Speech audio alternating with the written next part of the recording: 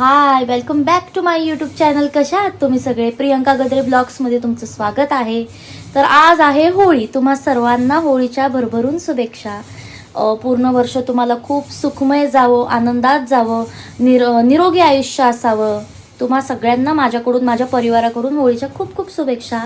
तर आज होळी आहे म्हटल्यावर पुरणपोळी तर आलीच, तर पुरणपोळीसुद्धा करायची आहे. आणि आज मला खूप जास्त काम आहे, ते म्हणजे कपाट वगैरे आवरायचं आहे, कपाटातले कपडे लावायचे आहे, कारण खूप जास्त बिघडलेत. कंटिन्यू रोज पार्लरला जात असल्यामुळं मला वेळ भेटत नाही. तर जसा मला वेळ भेटतो, तर आज मी घरी आहे, तर त्याच्यामुळं आज मी हे कपाट आवरून घेणार आहे. कपाटही आवरायचे, घरातली छोटी मोठी कामं आहेत, आणि पुरणपोळीचा पण स्वयंपाक आहे. आणि त्याच्यानंतर संध्याकाळी मस्तपैकी होळी आईची पूजासुद्धा करायची आहे. तर सगळं आज मी दिवसभराचा तुमच्यासोबत माझा शेड्यूल रुटीन शेअर करणार आहे. तर आवडल्यास नक्की सबस्क्राईब करा. चला, वेळ न घालवता आपण आपल्या रुटीनला सुरुवात आता नेमकी लाईट गेलेली आहे आणि काहीच दिसत नाहीये. आणि आता माझी चिडचिड होणार आहे, मला माहिती आहे. खिडकीचा पडदा उघडून ठेवते, खिडकी नाही उघडत, जास्त ऊन येईल. प्लीज असं नका समजू की मी काहीच काम करत नाही. बघू शकता माझं कपाट कसं झालंय. हे असंच काढावं लागतं सगळं. मला कळत नाही, दर वेळेला मी कपाट लावते, दर वेळेला असं कसं होऊ शकतं.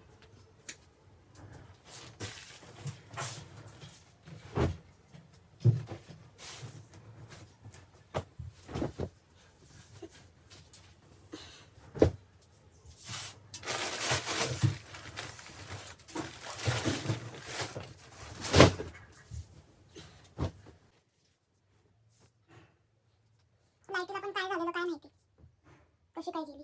काल गुरुवार असून नाही गेली.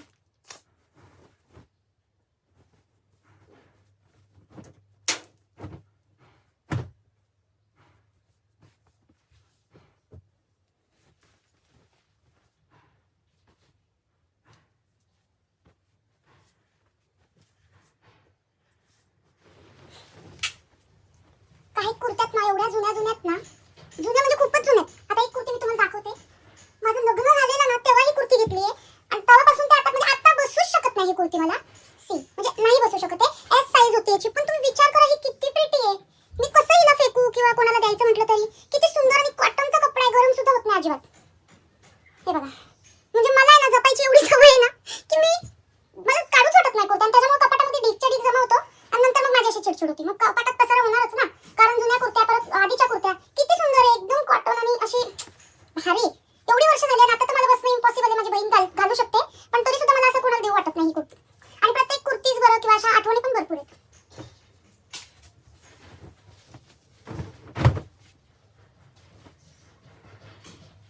दोन्ही कपाट जर करायला घेतलं ना तर अख्खा दिवस जाईल माझा, पण ते कपाट होणार नाहीत. एक कपाट करू शकते कसं तरी मी फास्ट मध्ये. आणि हे जे लेगिन्सचा ढीग बघताय ना तुम्ही, हे जे लेगिन्सचे ढिगारा बघताय ना, हे तुम्हाला कमी दिसतंय, अजून भरपूर आहेत. एकदा ना ट्रेंडला हे लागलेलं, ऑफर लागलेली, तर मग मी म्हटलं ठीक आहे ना, ऑफर लागली तर जाऊया आपण. आणि मी लिटरली तुम्हाला सांगते 15 ते 16 लेगिन्स घेतल्या. आणि कोणत्या भरोशावर घेतला माहिती का, की मी विचार केला की चला ठीक आहे ना, कधी ना कधी कोणत्या पण आपण कुर्ती वगैरे घेतली तर कॉम्बिनेशन करून घालावी. आणि ते गेल्या वर्षी घेतलेल्या लेगिन्स आहेत, त्या अजून चालतायत. म्हणजे मी वापरल्या, माझ्या बहिणी सुद्धा यूज करतात. तुम्ही विचार करू शकता. आणि काही टी शर्ट्स वगैरे असेच ना, नवीन घेतलेले सुद्धा बघा कपाटात कसे झाले, टॅग सुद्धा काढलेला नाहीये, ते घातलेलंच नाहीये. जेव्हा असं कपाट काढतो ना तर सगळं व्हिडिओ खूप मोठा होणार आहे, आणि तेवढं स्टोरेज माझ्या मोबाईलमध्ये नाहीये, त्याच्यामुळे मी कपाट आवरून घेते आणि मग मी तुम्हाला दाखवते. चला, तर माझं कपाट लावून झालेलं आहे. आणि दुसरी गोष्ट म्हणजे कपाट लावल्यावर मी थोडं जेवून घेतलं आणि 5-10 मिनटं अंग टाकलं, कारण अजून खूप कामं बाकी आहे. स्वयंपाक करायचा आहे, पुरणपोळ्या करायच्यात, अजून तर डाळ पण शिजायला नाही टाकली. तर मी तुम्हाला कपाट दाखवते मी कसं काय लावलेलं आहे. इथे मी सगळ्या साड्या ठेवलेल्या आहेत लाईन वाईज. त्याच्यानंतर मी इथं माझा ओढण्यांचा सेक्शन आहे. आता मी इथं स्वयंपाकाला सुरुवात केलेली आहे, आणि सगळ्यात पहिल्यांदा मी कटाची आमटी बनवत आहे. त्याच्यासाठी मी हळद आणि कांदा लसूण मसाला घेतलेला आहे, जिरं घेतलेलं आहे, टोमॅटो घेतलेला आहे, आणि डाळीचं पेस्ट घेतलेली आहे, जी आपण पुरणासाठी डाळ वाटलेली ना, शिजवलेली, त्यातलीच थोडी डाळ बाजूला काढून घेतली. आणि वाटणामध्ये खोबरं, लसूण आणि कोथिंबीर बस एवढंच वाटण केलेलं आहे. खोबरं म्हणजे सुकं खोबरं वाटलेलं आहे. टोपामध्ये तेल टाकलेलं आहे, जरा जास्त तेल घेतलं आहे कारण ती कटाची आमटी. त्याच्यानंतर जिरं टाकलं, आपला जो कांदा लसूण मसाला होता तो टाकला, छान परतून घेतला. त्याच्यामध्ये जे खोबऱ्याचं वाटण वाटण वाटलं होतं ते टाकून घेतलं आणि त्यालाही छान एकजीव करून घेतलं. मला आहे ना पुरणाची सुद्धा रेसिपी तुमच्यासोबत शेअर करायची होती, पुरणपोळीची, पण लाईट सारखं जात होती आणि मला खरंच मोबाईलची चार्जिंगसुद्धा नव्हती. त्याच्यातनं मी आमटीचीच कशी रेसिपी हे केली. म्हटलं ॲटलिस्ट काहीतरी तुमच्याशी शेअर करावं. आणि मग इथं मी टमॅटो वगैरे टाकला मसाल्यामध्ये, त्याच्यात थोडंसं मीठ टाकलं आणि त्यालासुद्धा एकजीव होईपर्यंत भाजून घेतलं चांगलं. त्याच्यामध्ये जे पुरणाची डाळ शिजवलेली, त्यातून आमटीसाठी मी शेजारी डाळ काढलेली, ती डाळसुद्धा टाकून घेतली आणि 1-2 तांबे चांगलं पाणी ओतलं आणि त्याच्यानंतर छान असं उकळून दिलं. पाणी जेवढं आमटीमध्ये जास्त असेल ना, तेवढीच आमटी प्यायलासुद्धा छान लागते, तुम्हाला माहीतच आहे. चवीनुसार मीठ टाकून घेतलं आणि आमटीचा कलर तुम्ही बघूच शकता. मला शब्दात सांगायची गरजच नाही आणि तेवढी खरंच खूप जास्त टेस्टी झालेली.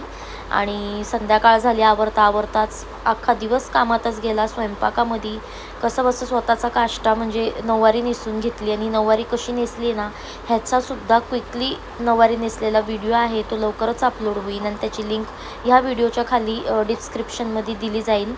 तर हे आले होते आणि मग आम्ही पूजा करून घेतली. आणि दरवर्षी असंच होतं, पूजा करायची असली ना, होळीच्याच दिवशी खूप जास्त प्रमाणात हवा असती, व्यवस्थित पूजा करता येत नाही. दिवासुद्धा तुम्ही बघू शकता राहत नव्हता, पण तरी पण आम्ही कशी पूजा करून घेतली आणि छान पूजा पार पडली. दोघींनासुद्धा सांगितलेलं व्हिडिओमध्ये या, पण त्यांना जरा कम्फर्टेबल नव्हतं वाटत म्हणून त्यांचा व्हिडिओ मी घेतला नाही, क्लिक नाही केला आणि अशा रीती आमची पूजा पार पडली. तर चला, फायनली होळी झालेली आहे आणि खरंच खूप दमली, खरंच. कारण सकाळपासून कपड्यांची घडी घातली, कपाट आवरलं आहे, अख्खा पुरणपोळ्यांचा स्वयंपाक केला आहे, घरातली कामं आवरलीत. तर तुम्हा सर्वांना होळीच्या भरभरून शुभेच्छा पुन्हा एकदा. आता खूप थकली आहे, जास्त बोलण्याची ताकद नाही आहे, त्याच्यामुळं भेटू पुढच्या ब्लॉगमध्ये. बाय.